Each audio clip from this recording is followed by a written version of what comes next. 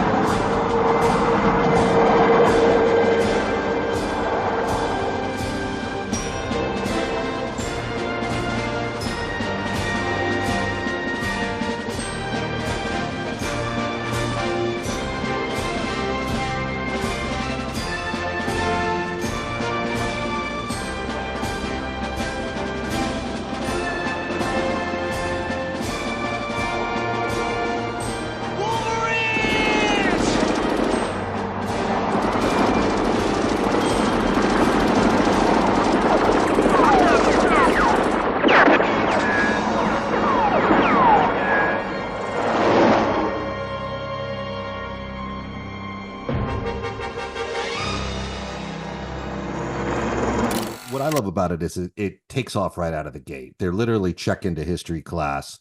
And of course, the history lectures on Genghis Khan, typical Milius. And right out the window, and that's a member of John Stock Company who plays that teacher. He showed up in the Nick Nolte film later. He was in Big Wednesday. But right out of the gate, the Soviet paratroopers are coming down.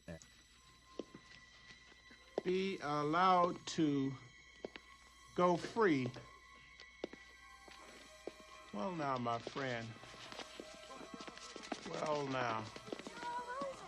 Oh, check it out. All right. Look pretty cool, though, man. I would say they were way off course. This is very unusual. You do something, Mr. Teasdale.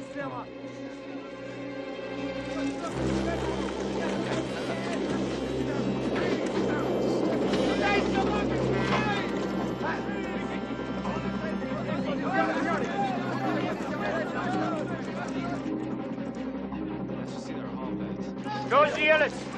What's going on here, my friend? Повыше его!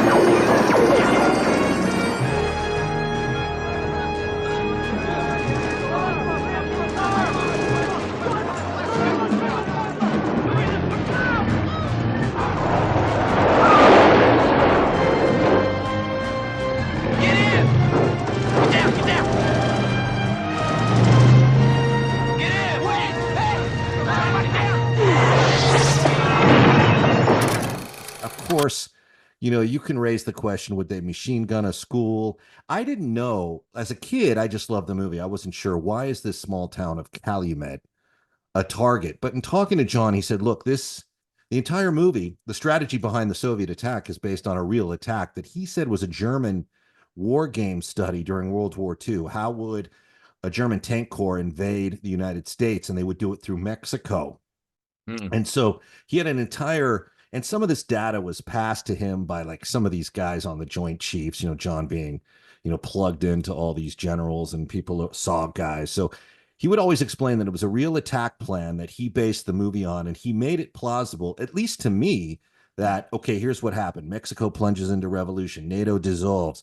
The Greens party makes gains. They get the nukes off European territory. He sets the stage in a rather efficient fashion for the landscape to be real. And what Milius said was they're attacking the town because it's a target for paratroopers to keep something in the town, like a causeway open or something. Like that was what isn't stated. That, it's funny because today a movie exec would say, you need to have a conversation exactly why that is. Have your characters explain that to the audience. And he lets a lot of things go that you'd have to kind of figure out or surmise for yourself, which I love, is because it doesn't take away from the rhythm of the movie. But they attack the town for logistical reasons, that they're holding something open. The Russians are holding some sort of avenue open for armored troops. And there's some insinuation of that later. And as far as the kids go, that was pretty typical of the age of like Soviet partisans in the World War II era, and that's kind of what they're based on. And even their tactics to some extent are based on of like the partisans against, the German regiments rolling through Russia. So I feel like that all hit home, and he would explain that. But what's great is when you read the script and you can visually see it. Yeah. And I didn't even realize a character does this character live in the movie? Well, I guess it doesn't matter. It's a spoiler for anyone who's going to read the screenplay. Should I say it or should I not? Yeah. Say? Yeah. I mean, look, I'll tell you what, say it. And if you really don't want to hear the answer, cover your ears for 30 seconds. Okay. So this character, Sandy, who's right in it from the beginning. And as I say, is the top female character in this movie, and is Jed's girlfriend.